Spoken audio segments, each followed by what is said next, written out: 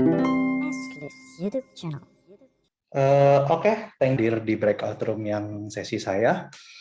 Hari ini kita mau bahas tentang teknik-teknik yang bisa digunakan untuk optimize database di aplikasi baru hari gini, gitu. Kan ini sudah 2021 ya, sudah mau 2022. Dalam 2-3 tahun, 4 tahun belakang ini muncul banyak teknologi database yang bisa dibilang novel gitu loh, baru. Dan teknologi ini istilahnya tuh kita nggak terlalu tahu juga sampai kita research gitu loh. Makanya muncul sesi ini supaya kita bisa sharing biar semuanya tahu. Kalau nanti ada customer atau kebutuhan project yang butuh database yang seperti apa, kalian punya senjatanya begitu. Buat yang belum kenal saya, ini muka saya. Saya excuse tidak pakai webcam ya, karena laptop saya nggak punya webcam. Jadi bayangin aja muka saya seperti ini kalau lagi ngomong gitu ya. Kalau saya tuh lulusan BINUS juga, buat yang belum kenal, dan saya tuh CTO-nya Exelis gitu. Udah di Exelis dari 2014, ikut 3+1-nya juga. Dan juga saya yang istilahnya develop training center-nya untuk Exelis gitu loh. Dan juga saya ada beberapa sertifikat Microsoft untuk certified solution-nya dan certified trainer juga gitu. Saya banyak hangout di Discord-nya Exelis. Jadi kalau ada yang mau kontak saya directly bisa langsung di Discord aja atau enggak lewat email. Cuman di email lebih slow response banget sih, karena email kan itu ya, biasanya kalau spam tuh saya langsung delete aja gitu loh. Jadi kalau di Discord kan karena personal chat biasanya lebih klop lah, lebih enak ngomongnya gitu loh. Oke ya, kita mau bahas aja agenda hari ini tuh ada beberapa, jadi nggak banyak. Pertama, database tradisional tuh seperti apa ya, gitu. Kedua, kelemahan-kelemahannya apa dari database tradisional itu, gitu loh. Dan kemudian dari kelemahan-kelemahan itu kan ada poin-poin kelemahannya. Salah satu kelemahannya itu adalah mengenai scaling gitu loh. Jadi kita mau bahas scaling strategi untuk SQL, database tradisional gitu loh. Dan kemudian saya mau bahas juga database yang tidak tradisional gitu loh. Contohnya adalah NoSQL dan ada database sampel yang saya ingin bahas lebih in-depth hari ini. Jadi ada satu database yang kita highlight bareng-bareng aja. Kemudian ada database genre baru yang namanya New SQL. Ini saya tidak tahu kalian sudah pernah dengar atau belum. Dan terakhir masalah search engine untuk optimize database. Oke, sekarang next aja. Jadi kalau SQL itu kita semuanya sudah tahu lah. Kalau SQL itu kan database yang udah dari jadul banget. Istilahnya kalau kita lihat tuh database-database SQL dirilis tuh tahunnya udah mulai dari 40 tahun yang lalu, 30 tahun yang lalu gitu loh. Dan teknologinya nggak berubah sampai sekarang gitu loh. Jadi istilahnya produknya terus ada versi barunya, tapi biasanya itu hanya penambahan feature atau optimization, performance optimization gitu loh. Tapi core-nya tetap sama ya, SQL ya begitu. SQL itu dia adalah sebuah metode untuk mengquery database dengan yang tipenya table dan itu dengan relational algebra. Jadi makanya ada yang namanya join begitu loh, one to many karena itu ada matematikanya gitu loh. Jadi sudah tried and tested.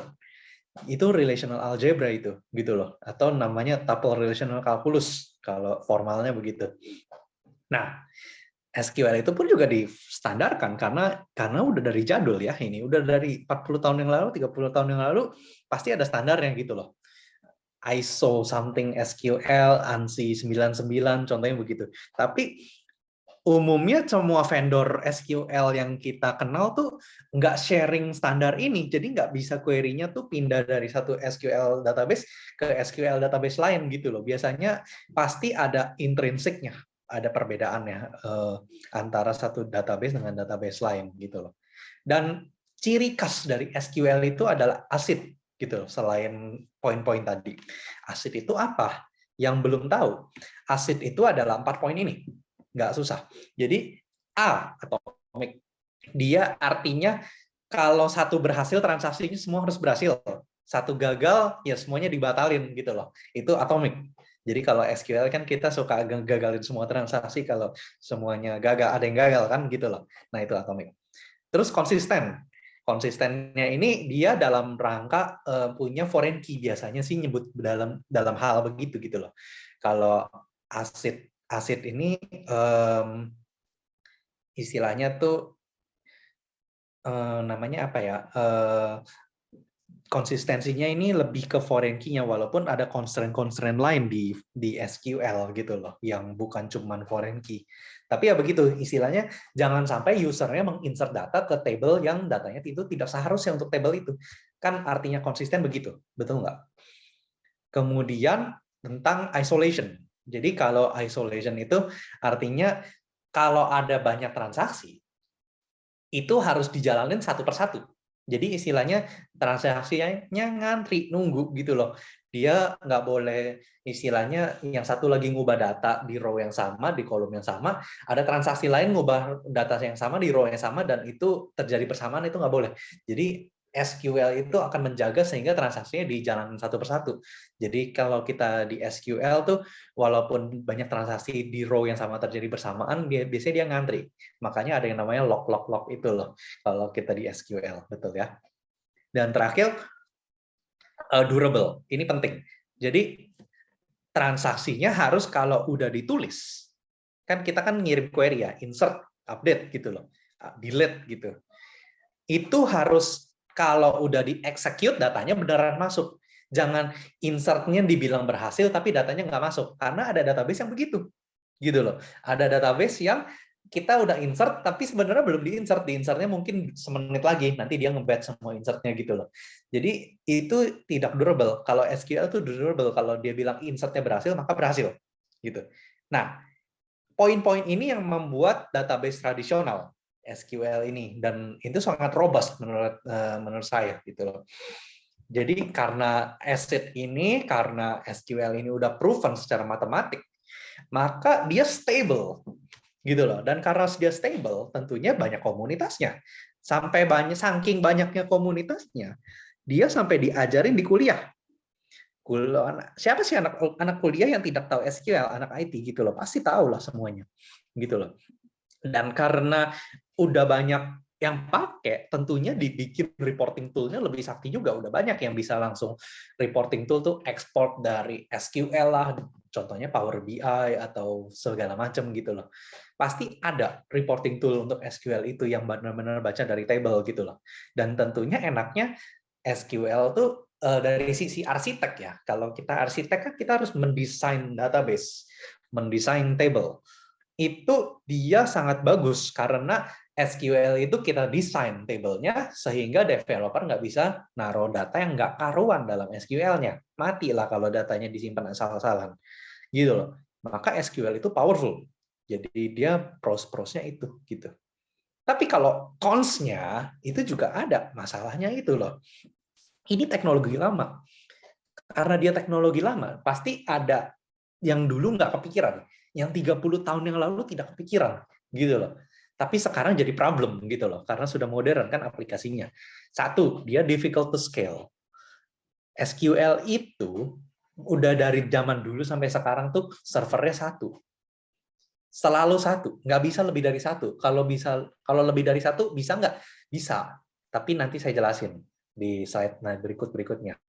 Dan kedua, dia tuh ada isu ketika write-nya tuh sangat besar. Read-nya biasanya nggak terlalu mengaruh, cuman kalau write-nya besar, volume write-nya besar, itu locking itu terjadi gitu loh. Dan SQL tuh terkenal bahwa mereka tuh read-nya juga biasanya biasa aja. Istilahnya read-nya ya oke lah, tergantung indeksnya, tergantung table desainnya, pasti read-nya bisa bagus gitu. Tapi juga istilahnya nggak stellar juga, nggak wow SQL itu adalah database yang rate-nya paling kencang di planet, nggak gitu juga, gitu loh. tapi write-nya juga parah gitu loh. Jadi ada harga yang dibayar untuk kestabilan itu gitu loh. Performance-nya nggak terlalu gimana banget gitu loh, mau mediocre lah.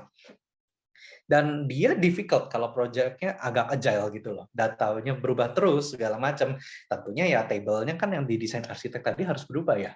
Yang arsitek yang ikut ini pasti merasakan nih. Wah, usernya tiba-tiba minta begini, table-nya berubah. Kan stres. Tapi juga SQL tuh ada kelemahan yang tadi saya bilang, read-nya tuh juga nggak bagus-bagus banget. Dia susah untuk di-search gitu loh. Dia susah datanya itu dicari dengan query yang sedikit kompleks gitu loh. Sehingga kita hari ini mau overcome 4 weakness ini gitu loh. Bagaimana cara menyelesaikan problem-problem ini gitu loh. Saya mau fokus ke dua yang atas dulu. Jadi bagaimana kita men-solve problem di mana SQL itu scaling-nya susah, sekaligus kita solve di mana dia menghandle write-nya yang banyak gitu. Itu gimana caranya? Cara scale-nya paling gampang adalah kita scale out. Tapi kan tadi saya bilang, SQL itu adalah database yang dari dulu sampai sekarang cuma satu servernya. Dia cuma bisa di scale up. Jadi kalau kamu punya database SQL dan itu mau tambah powerful, itu harus tambah CPU, tambah RAM, tambah hard disk. Nggak bisa servernya jadi banyak SQL-nya, nggak bisa. Itu memang dari dulu sampai sekarang SQL servernya cuma satu. Itu udah hukum alamnya itu. Sementara kalau yang namanya scale out, web app kita sudah merasakan. Jadi kalau scale out itu, kita bisa pecah workload-nya ke server kecil gitu. Sehingga kan server kecil itu menghandle request yang sangat banyak.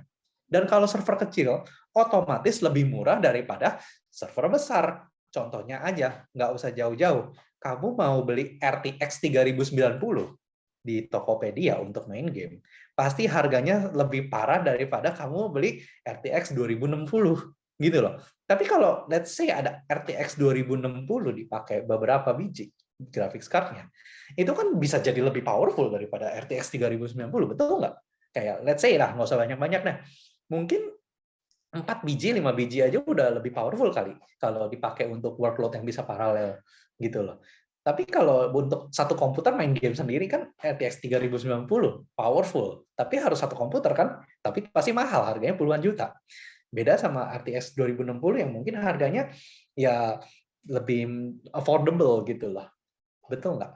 Setuju ya tentang ini? Nah, jadi kita mau scaling nih. Untuk scaling ada 3 teknik, tapi saya nggak mau nyebut teknik juga ya. Ada 3 genre lah. 3 genre yang bisa kita lakukan untuk membuat database kita lebih scalable.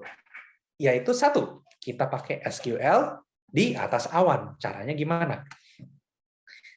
SQL di atas awan itu ada 2 teknik.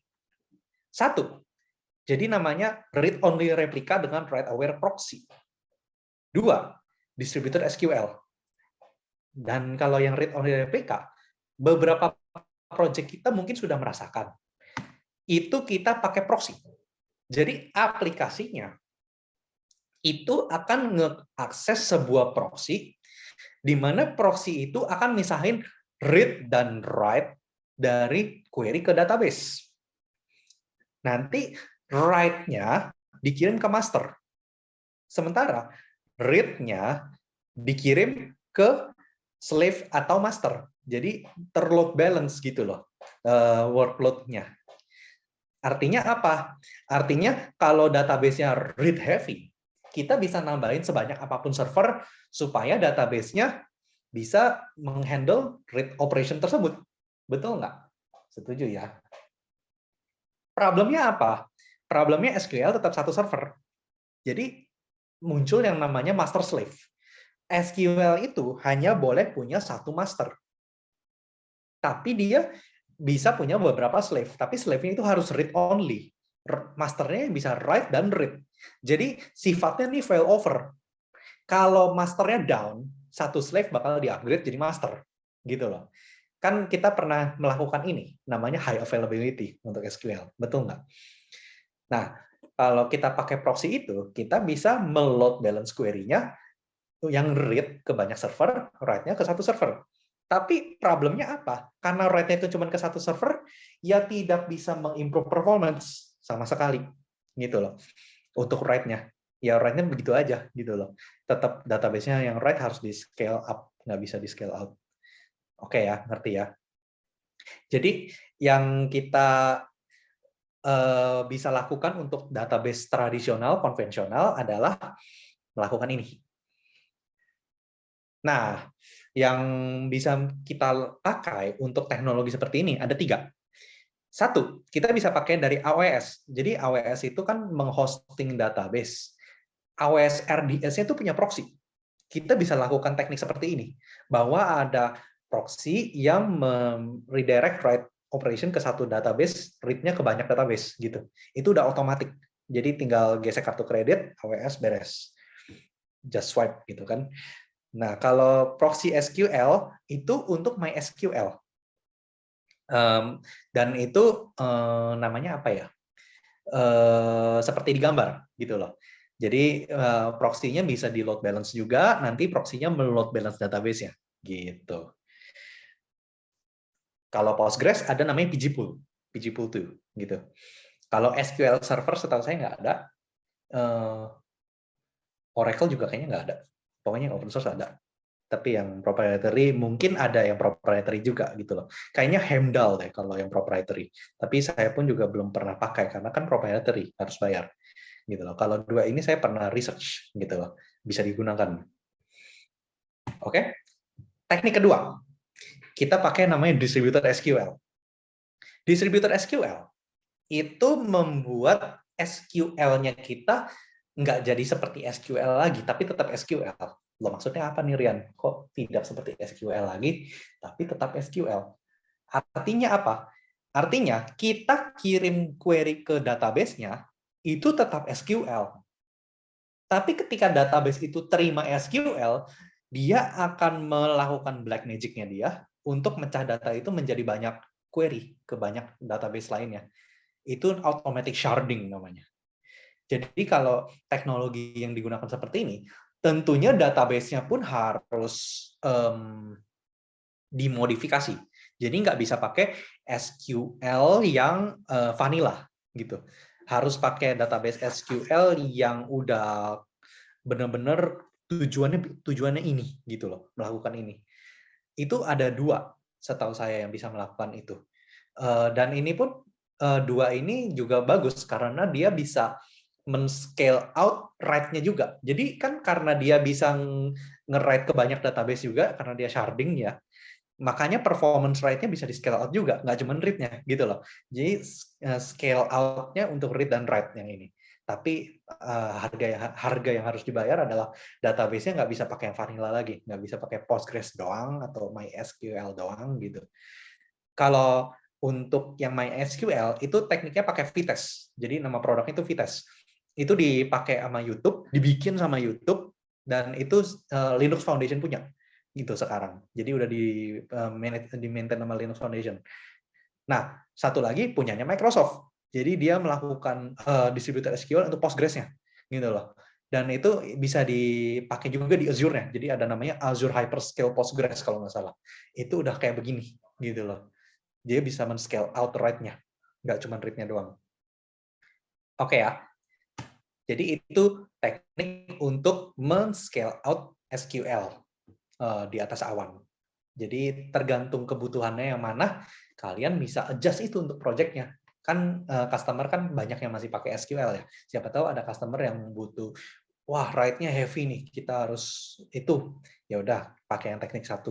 Tapi kalau ada customer yang ya sudahlah kita migrate aja jadi sharding gitu, berarti kan harus migrate data kan, karena kan berubah semua tabelnya gitu. Maka pakai teknik yang distributed SQL. Kemudian saya mau bahas untuk teknik di mana kita men-scale out menggunakan NoSQL. Kalau NoSQL itu adalah database yang bukan cuma SQL. Jadi orang suka salah persepsi. NoSQL artinya not SQL, bukan. NoSQL itu not only SQL karena ada SQL database yang bisa pakai SQL. Jangan salah. Jadi bisa pakai language-nya SQL query-nya. Jadi jangan salah gitu loh. Itu dia ada 4 jenis untuk NoSQL. Key value, graph database, wide column store, dan terakhir document store. Dan untuk semua ini kesamaannya adalah mereka dynamic schema dan mereka udah by default didesain untuk set scale out. Karena sekali lagi ya, SQL itu kan didesain 30-40 tahun yang lalu. Sementara NoSQL kan cukup baru ya, walaupun udah nggak baru-baru banget ya, gitu loh. Dan karena SQL itu didesain jauh sesudah SQL, maka kan muncul wacana-wacana seperti scale out begini. Maka database NoSQL umumnya sudah didesain semuanya udah scale out gitu loh. Jadi udah nggak ada mikir-mikir lagi, diakalin lagi pakai proxy apa ini gitu, karena udah built in dari sananya. Contohnya untuk yang key value itu biasanya kita suka pakai Redis atau QDB gitu. Graph kita belum pernah pakai nih, namanya Neo4j karena belum ada kebutuhannya gitu. Kalau wide column store itu contohnya Cassandra. Nah, yang dokumen itu orang suka sebut MongoDB, CouchDB, Couchbase gitu. Jadi yang menerima JSON itu yang dokumen. Hari ini saya mau bahas itu NoSQL yang wide column store gitu loh. Tapi sebelum itu kita mau lihat dulu denormalization data NoSQL-nya. Jadi kenapa namanya NoSQL? Karena dia membuat data yang relational menjadi tidak relational lagi. Dia di-denormalize. Jadi kalau kalian bisa lihat tuh ada order detail, itu order kan one to many ke order detail. Itu semuanya dimuntahin ke sini, order details nih. Jadi semuanya di-denormalize. Kenapa melakukan ini? Karena dia tidak ada relational. Jadi NoSQL itu umumnya tidak relational, tidak ada foreign key, nggak bisa di-join. Jadi harus melakukan ini gitu loh. Dan itu wajar. Mungkin kalau dosen ngelihat begini kan, oh tidak, mahasiswanya salah ini gitu loh. Tapi kalau NoSQL di dunia NoSQL ini normal. Nanti kalian akan lebih heran lagi di contoh berikutnya. Hari ini kita mau highlight. Jadi NoSQL yang tipenya wide column store namanya Apache Cassandra. Gitu loh. Jadi kalau Apache Cassandra itu adalah NoSQL yang tipenya wide column store. Artinya apa wide column store ini? Dari tadi ngomong wide column store. Artinya dia punya table, dia punya row, dan dia punya column. Sama kan kayak SQL gitu loh. Jadi dia punya table, pokoknya begitu. Ada primary key-nya, gitu loh. Ada constraint-nya, tipe datanya pun ada. Jadi sama aja sebenarnya kayak SQL. Bedanya apa? Nanti bedanya. Dan Cassandra ini arsitekturnya unik menurut saya. Jadi dia melakukan yang namanya masterless architecture. Kalau SQL tadi kan ada satu master, banyak slave-nya kan, betul nggak? Kalau masternya down, apa yang terjadi? Slave-nya ada yang di-upgrade jadi master kan? Contohnya begitu kan? Itu pun yang contohnya yang tadi yang distributed SQL kan tetap ada koordinator node-nya kan, betul nggak? Jadi query-nya dikirim ke satu node yang istilahnya mengkoordinasi ke banyak node SQL lainnya. Tapi kan tetap ada servernya yang mengkoordinasi itu. Kalau servernya down gimana? Tetap down kan? Gitu loh. Nah, ini masterless. Artinya semua node ini bisa di-query. Jadi kalau query-nya diterima satu node, dia bakal diproses ke dalam database-nya. Jadi tidak ada yang namanya downtime lagi untuk database ini, gitu loh. Dan ini performance-nya luar biasa sekali, karena dia men-scale out write dan read-nya ke semua node ini. Nggak cuman read doang, gitu loh. Open source, di develop dulu sama Facebook, tapi sekarang udah Apache Foundation kan, dan ada commercial vendornya juga, gitu loh. Jadi kalau ada yang pengen manage hosting pasti ada gitu loh. Tinggal di googling pasti ketemu. Dan ini saya mau highlight bahwa Apache Cassandra ini dipakai sama Apple. Apple itu dia punya Cassandra sudah 75.000 node. Jadi bayangin, komputernya sudah 75.000. Itu semua database-nya interconnected. Dan itu 10 petabyte datanya. Sekarang bayangin, SQL bisa nggak gitu? Di scale ke 75.000 komputer gitu loh. Nggak bisa gitu loh. Cuman database ini yang bisa. Makanya saya mau highlight hari ini database ini.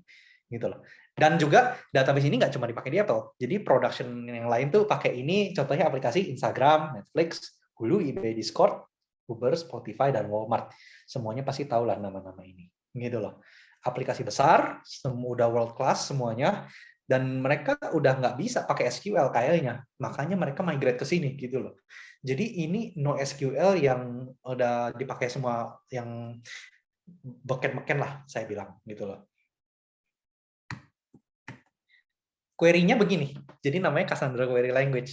Create table something something something something, tutup kurung, ada primary key-nya. Select from where segala macam. Insert into table-nya apa, value-nya apa, update table-nya, set value-nya apa, where apa, di-delete juga, where apa, in apa. Artinya kan Cassandra Query Language ini nggak beda sama SQL. Kalau kamu udah bisa SQL, sudah pasti bisa Cassandra. Gitu loh. Kayak saya lihat query-nya 70%, 80% mirip. Jadi database-nya tuh serupa gitu loh. Walaupun pasti tidak sama. Tidak samanya kenapa? Bedanya ini. Jadi Cassandra itu dia ACID tapi tidak C gitu loh. Dia tidak support relational constraint. Jadi tidak bisa di foreign key dan tidak bisa di join. Dia pun juga support atomic dan isolation di row level, tapi dia tidak punya transaksi. Jadi kalau kayak kemarin SQL ada transaksi banyak, gagal, semuanya gagal gitu loh. Kalau Cassandra nggak begitu, dia per row di isolation-nya. Walaupun ada teknik di mana bisa nge-batch statement beberapa query itu dijalankan bersamaan gitu loh. Kayaknya kalau gagal, gagal semua juga gitu loh. Cuman kayaknya tidak sampai serobas SQL di mana kita bisa bikin transaction, terus transaction-nya mulai, nanti baru di close nanti gitu loh. Itu nggak bisa begitu gitu loh. Jadi harus di batch bersamaan dalam satu query gitu loh. Ketika nge-batch, semuanya nge-batch gitu loh. Tapi nggak bisa istilahnya transaksinya dibuka sekarang, terus ditutup 5 menit lagi. Nggak bisa begitu. Nah, untuk Cassandra, dia karena tidak ACID secara 100% ini, dia memiliki write performance yang very high. Gitu loh. Dan itu istilahnya udah proven lah. Dia dibandingkan SQL, SQL itu lemot banget write-nya. Jadi Cassandra ini sangat cocok untuk aplikasi yang write heavy gitu. Dan dia karena servernya banyak, tentunya nggak kayak SQL yang cukup satu aja terus dia butuh banyak server. Setahu saya rekomendasi 5. Jadi kalau contohnya replication factor-nya adalah 3, maka butuh 3 bagi 2 plus 1 node untuk live. Artinya butuh 2 node untuk live. Jadi kalau replication factor-nya contohnya 3, maka butuh 3 node untuk live gitu, 2 node untuk live gitu loh. Nah, kalau SQL tetap cuma butuh 1 kan gitu loh. Makanya Cassandra ini nggak cocok untuk aplikasi yang kecil. Cocok untuk aplikasi yang besar, yang customer-nya butuh ini robust, nggak pernah mati database-nya gitu loh. Dan juga dia tentunya harus di-setting demikian. Nggak bisa cuma install di satu server gitu loh. Harus disaling dihubungkan. Dan yang menurut saya yang sakit di terakhir adalah Cassandra itu tidak bisa melakukan banyak query yang bisa dilakukan di SQL. Jadi Cassandra itu nggak bisa melakukan query di mana ngebandingin 2 kolom, contohnya gitu. Where kolom A lebih besar dari kolom B atau kolom A sama dengan kolom B gitu loh. Lah, kalau nggak bisa begitu gimana mau nge-compare data pas nge-query? Ya, salah satu tekniknya adalah tambahin kolom C, di mana kolom C itu adalah perbandingan kolom A dan kolom B yang diupdate ketika kita nge-insert atau nge-update. Gitu. Jadi di-maintain manual state-state seperti ini. Atau juga Cassandra nggak bisa nge-order by. Jadi order by itu udah cluster. Udah tergantung primary key-nya. Dia udah diurutkan berdasarkan primary key dan dia nggak bisa di order tanpa urutan itu gitu loh. Udah fix, jadi nggak bisa ascend. Istilahnya cuma bisa ascending, descending, tapi nggak bisa di order by berdasarkan kolom lain. Lah jelek banget, nggak bisa di order by begitu. Tapi menurut saya ini advantage. Mengapa ini advantage? Karena artinya kita nggak bisa sampai salah query ke kolom yang ke order by yang nggak diindeks. Kan SQL kan kalau nge-order by harus pakai indeks ya, betul ya? Baru-baru kan cengkat gitu. Kalau Cassandra karena kita harus meng-enforce dari primary key-nya untuk nge-query yang di urutan, jadi benar-benar harus dijaga performance-nya gitu loh. Bisa dijaga performance-nya. Nggak kayak SQL yang indeksnya meleset atau sebagaimana gitu loh. Dan juga nggak bisa text search gitu loh. Nggak bisa kayak SQL yang bisa ngeregex gitu loh. Ya memang ada keterbatasan seperti ini gitu loh. Tapi itu kan karakteristik database. Cuman pasti ada bisa diakalin ya. Cara ngakalinnya bagaimana? Nanti saya kasih lihat. Lalu untuk Cassandra, dia karena tidak bisa nge-join, itu database-nya di-encourage untuk di-denormalize gitu loh. Denormalize sehingga table-nya punya duplikat-duplikat gitu loh datanya. Dan itu no problem. Mengapa no problem mendenormalize database di Cassandra? Karena disk space itu murah. Ingat ya, yang mahal itu CPU dan memori. Tapi disk space-nya itu murah. Jadi sehingga lebih make sense untuk datanya diduplikat ketimbang kita menghemat-hemat data tapi komputernya kerja lebih keras. Jadi dia diarsitekkan berdasarkan fakta ini gitu loh. Mengapa Cassandra seperti ini gitu loh. Dan juga karena behavior table-nya seperti itu, kita nggak bisa nge-where yang aneh-aneh banget, maka dia query first design. Table-nya harus ngikut aplikasinya, bukan sebaliknya. Kalau biasa kita SQL, itu kan table first. Kita desain table-nya, nanti berdasarkan datanya, jadi usernya kan kasih datanya.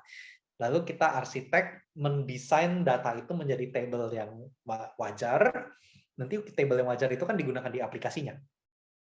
Tapi kalau di Cassandra itu dibalik. Jadi database-nya harus ngikut aplikasinya. Di mana aplikasinya tentunya ya dibikin berdasarkan maunya user kan, user interface-nya bagaimana segala macam. Nanti baru datanya di-seeding ke database tersebut. Jadi kebalik semua itu. Gitu loh. Karena itu Cassandra cocok untuk aplikasi yang dibikin secara code first, bukan database first.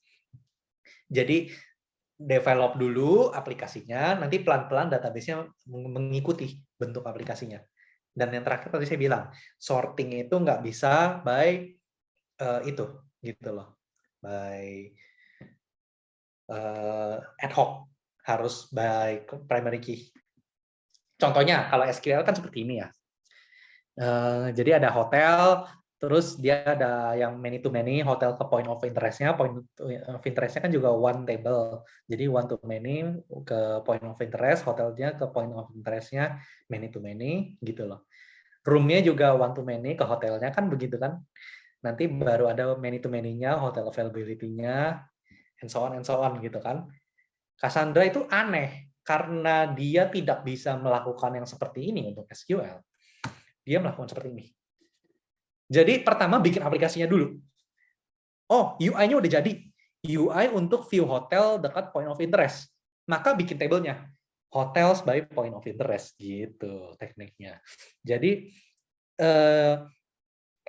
tabelnya mengikuti UI-nya. Gitu loh. Nanti ketika query kedua, oh berdasarkan point of interest ini, kita punya dapat hotel X. Hotel X-nya berarti kan kita bisa query ke table hotel. Gitu loh. Tapi mungkin dari hotelnya kita mau lihat lagi point of interest-nya lagi kan, show point of interest dekat hotel. Jadi kita duplikat aja data hotel by point of interest, diduplikat ke point of interest by hotel. Loh, datanya jadi dua dong. Tapi nggak apa-apa. Itu memang desain style-nya Cassandra seperti itu. Datanya diduplikat aja, gitu loh. Bahkan kan pasti ada data point of interest-nya kan, betul nggak? Point of interest-nya bisa aja mungkin ada table-nya lagi, cuman point of interest-nya doang secara global. Itu kan tergantung aplikasinya nanti, and so on. Jadi kayak amenities-nya atau kayak room-nya, feature-feature room-nya apa, itu nanti semuanya ngikutin UI-nya. Jadi kebalik semua nih. Kita bukan bikin database berdasarkan datanya, tapi bikin database berdasarkan aplikasinya. Sehingga performa aplikasinya dijamin bagus. Itu mengapa pakai Cassandra. C-Sharp-nya gampang. Kalau kalian mau bikin Cassandra pakai C#, itu ada library-nya dan semuanya mirip SQL begitu. Jadi bisa di-query dengan link, langsung bikin kelasnya, dan karena dia sifatnya NoSQL, kan ini ingat, ini NoSQL. Jadi kita benar-benar langsung query aja, langsung query, gitu. Nggak perlu istilahnya create table lagi, itu udah invisible semuanya. Maka Codeverse ini cocok banget pakai Cassandra. Itu untuk yang NoSQL. Dan terakhir, saya mau bahas yang New SQL, ini udah nggak banyak. Jadi New SQL, saya nggak bisa ngomong banyak, karena ya New SQL itu sebenarnya SQL, tapi scale out. Kenapa bisa begitu? Ya karena memang begitu. Jadi ini adalah generasi database terbaru. Saya bisa bilang ini database generasi ketiga lah. Ini kayaknya belum ada customer kita yang pakai ini gitu loh, dan belum ada juga customer kita yang minta kita pakai ini gitu loh, belum ada project kita yang pakai ini. Ini menarik untuk di research karena Shopee itu dan Bank of China udah pasti gede ya, namanya Bank of China, banknya si China, satu negara tuh. Terus JDID, JD.com, itu semuanya migrate dari MySQL ke TiDB, di mana TiDB itu MySQL compatible. Tapi bukan MySQL, tapi dia MySQL compatible dan dia open source gitu loh. Dan TiDB ini istilahnya udah scale out. Jadi dia bukan MySQL, tapi dia menerima sintaks dan dialek MySQL. Bahkan mungkin kalau punya kayak MySQL admin gitu, dia bisa disambungin ke TiDB tanpa merubah apapun karena dia memang dianggap MySQL gitu loh. CockroachDB dan YugaByteDB juga begitu. Mereka PostgreSQL compatible, tapi bukan PostgreSQL. Dan dia bisa di scale out gitu. Ini saya nggak bisa ngomong banyak karena memang begitu, database-nya memang SQL dan bisa di scale out. Ini cocok untuk customer yang ya kita tetap pengen pakai SQL, nggak mau pakai Cassandra gitu. Tapi kita mau scale out, gimana nih Pak? Over yang ini, gitu loh. Sementara kalau yang tadi itu kan tekniknya baru, berarti developernya harus berubah, customer-nya harus mau berubah. Kita nggak bisa maksain NoSQL ke customer yang tetap NoSQL. Tapi yang ini bisa. Kalau customer-nya kita mau scale out, tapi kita mau tetap pakai MySQL, ya overlah TiDB. Gitu. Atau kalau malas hosting sendiri, ada yang Google Cloud Spanner tuh. Jadi Google Cloud Spanner itu juga SQL. Tapi dia tidak kompatibel dengan apapun. Jadi dia dialek SQL sendiri. Tapi dia sudah new SQL juga. Jadi dia sudah scale out secara otomatis dari sononya. Jadi itu kita sudah bisa overcome untuk yang SQL database. Dan terakhir saya mau bahas tentang yang difficult to search-nya. Tadi kan kita udah ngomong, SQL itu susah di search. Cassandra pun juga susah di search. Betul nggak? Karena Cassandra itu susah di search, maka ada problem ini juga Cassandra. Jadi dia punya kelemahan ini, susah di search gitu loh. SQL pun juga sama gitu loh. Jadi SQL itu full text search-nya limited sekali yang bisa digunakan gitu loh. Dan juga udah pun susah sekali, terbatas juga hasilnya. Jadi hasilnya pun buruk gitu loh. Ya kok full text-nya malah munculnya begini gitu. Itu suka kejadian kita dulu project-nya. Pakai full text search munculnya nggak karuan. Pagination-nya pun parah. SQL kan kita pagination pakai offset, limit, skip tag gitu kan. Tapi kalau kita pakai SQL untuk pagination, itu performance-nya parah banget. Nggak karuan juga gitu loh. Nggak bisa nggak ada obatnya gitu loh. Dan ingat ya, sekali lagi, saya mau tekankan lagi, CPU dan memori itu mahal. Dan kalau kita search di database, artinya database-nya melakukan operation search itu. Berarti kan kita buang-buang duit tuh. Kenapa kita melakukan searching di database gitu? Dan search-nya juga parah di database. Berarti database itu tidak cocok untuk melakukan searching gitu loh. Untuk nge-search grid dan pagination segala macam gitu. Yang teknik dilakukan itu hari gini bagusnya adalah pakai search engine. Jadi ada search engine yang jalan bersama dengan database-nya dan kita maintain data di dua tempat. Itu tekniknya seperti itu. Produk-produknya ini saya nggak mau bahas satu-satu, tapi yang biasa umum digunakan orang tuh Elasticsearch. Walaupun sekarang udah ada saingan si OpenSearch itu. OpenSearch itu punyanya Amazon AWS dan itu kayaknya lebih bagus. Kita sendiri suka pakai yang TypeSense gitu. Jadi TypeSense itu ringan dan sejauh ini sih bagus di project ya. Dan TypeSense ini performance-nya juga bagus sekali. Jadi dikasih makan data sebanyak apapun, pokoknya keluar aja cepat gitu loh. Udah nggak mikir lah itu. Jadi tekniknya seperti saya bilang tadi, taruh datanya beneran di database, tapi kita search-nya jangan dari database. Kita ketika insert datanya itu juga tambahin juga ke search engine-nya. Jadi ketika kita nge-search datanya, ya kita search aja dari search engine-nya, jangan dari database-nya lagi. Nanti kalau kayak butuh data yang related, baru kita search dari database-nya. Sehingga ini ngobatin penyakit Cassandra tadi juga, di mana Cassandra itu ada penyakit nge-search-nya itu agak nggak bagus juga gitu loh. Banyak keterbatasannya. Berarti kan ini mengobati keterbatasan dari SQL dan mengobati keterbatasan dari Cassandra. Cocok untuk aplikasi-aplikasi semuanya. Dan ini arsitekturnya udah istilahnya menurut saya modern aplikasi harus begini gitu loh. Ada front end, ada back end, ada database dan ada search engine. Nggak bisa enggak. Karena database itu parah untuk nge-search. Contohnya untuk performance search engine seperti ini. Nge-search 28 juta row atau item full text search. Jadi kalau kalian lihat tuh dia nge-skip the-nya, nge-skip karakter lainnya atau kayak fuzzy search-nya. Karakternya bisa di posisi manapun. Terus ada filternya di sebelah kiri. Itu cuma 168 milisecond. Mana ada SQL bisa seperti itu? Cuman search engine yang bisa melakukan ini. Makanya hari gini udah nggak cocok kalian bikin grid, kalian bikin pagination, nge-search data dari SQL. Semuanya harus dari search engine. Gitu. Jadi kita sudah menyelesaikan problem SQL 1, 2, 3 tuh. Difficult to search, high data volume, dan difficult to scale-nya. Yang terakhir keempat, data constantly change, itu untuk lain hari saja. Summary saya. Jadi, gunakan SQL proxy atau distributed SQL kalau customer-nya ngotot tetap mau pakai traditional SQL, tapi mau scale out. Tapi ya tentunya terbatas, nggak bisa sedahsyat scale out yang lain gitu loh. Pasti ada keterbatasan karena ini teknologi lama, teknologi tua. Jadi contohnya cuman read only yang bisa di scale-nya, write-nya tetap satu node. Ya memang begitu, nggak bisa diapa-apain lagi.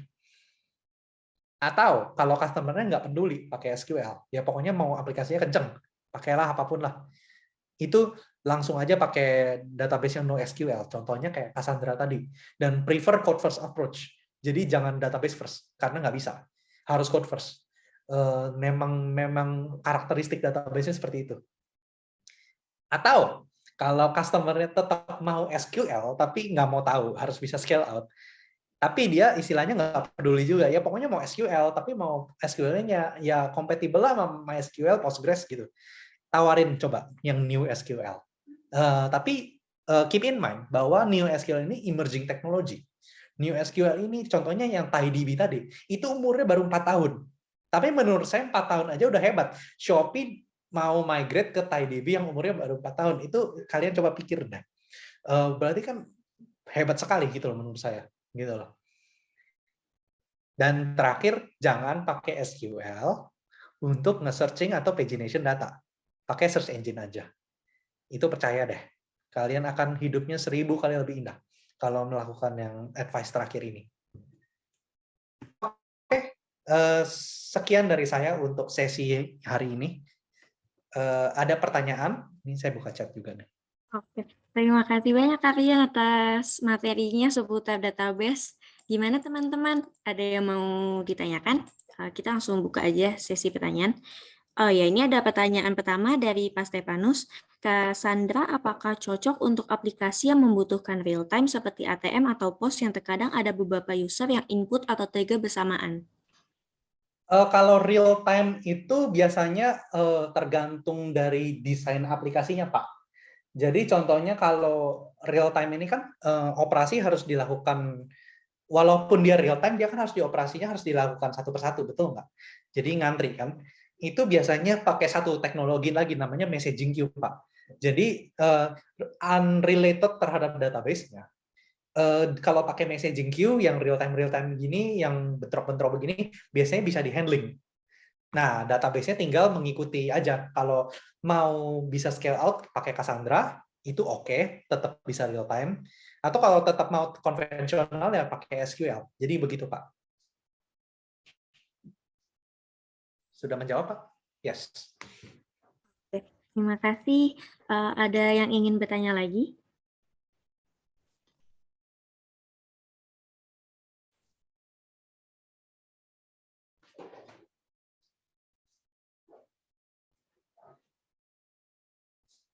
Oke, kalau belum ada, saya coba nanya deh satu nih untuk Kak Yes. Ryan. Eh, Kalau menurut dari pandangan Kak Ryan sendiri, kira-kira aplikasi apa yang cocok untuk Cassandra atau pakai SQL atau yang lainnya seperti New SQL gitu, Kak? Kalau New SQL itu cocok untuk customer yang pengen pakai SQL tetap.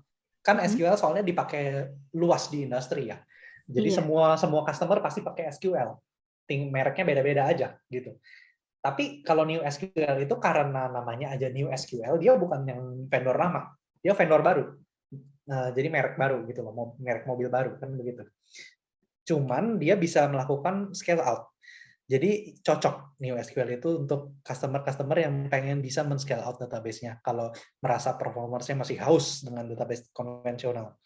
Kalau yang NoSQL itu istilahnya alternatif lah menurut saya. Jadi alternatif dari menggunakan SQL kalau pengen scale out gitu loh.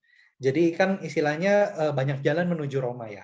Ini istilahnya ada alternatif-alternatif kalau skenario-skenario customer-nya membutuhkan tipe yang spesifik gitu. oke deh. Terima kasih. Untuk pertanyaan terakhir, ada yang mau ditanyakan, teman-teman? Ya, saya halo tes. Oke, Yes, halo silakan, Ti. Oke. Kati. Ya, mau nanya ini soal time series SQL. Pengen tahu sih Ya, use case-nya di mana gitu dan dibandingkan dengan yang sudah disebutkan tadi. kalau time series aku belum bisa jawab nih. Belum baca. Oh, Time series database kan pernah lihat tapi belum pernah research dalam gitu loh. Itu oh, database apa sebenarnya gitu loh. ya soalnya waktu itu pernah dikasih tahu kan, ya saya juga belum pernah research itu lebih dalam, cuman emang pernah dikasih tahu. Kalau oh ya ini baru kepikiran nih untuk yang Pak Step tadi. Pak Step tadi nanya tentang real time ya. Ada satu database yang spesial untuk bikin aplikasi real time. Itu saya baru ingat nih. Namanya RatingDB kalau nggak salah.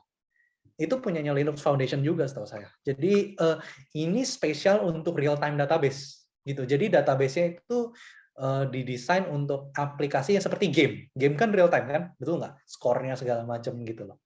Jadi kayaknya ada aplikasi. Jadi kalau aplikasinya butuh real time banget dan memang nggak bisa pakai yang lain-lain, kayaknya bisa pakai RatingDB itu gitu. RatingDB. Kok ke ini RatingDB. Rating. Ini real time database. Memang khusus untuk kebutuhan real time. Biasanya gaming sih kalau orang demonya. Gaming gitu loh. Kan real time, skornya real time. HPMP-nya real time gitu loh. Ya itulah pakai database ini. Oke, ada lagi yang mau nanya? Iya, ada yang mau nanya lagi? Kalau udah nggak ada, berarti saya tutup aja ya, karena waktunya Ya, juga udah mepet. Terima kasih banyak kalian. Ada kalimat penutup kah atau ya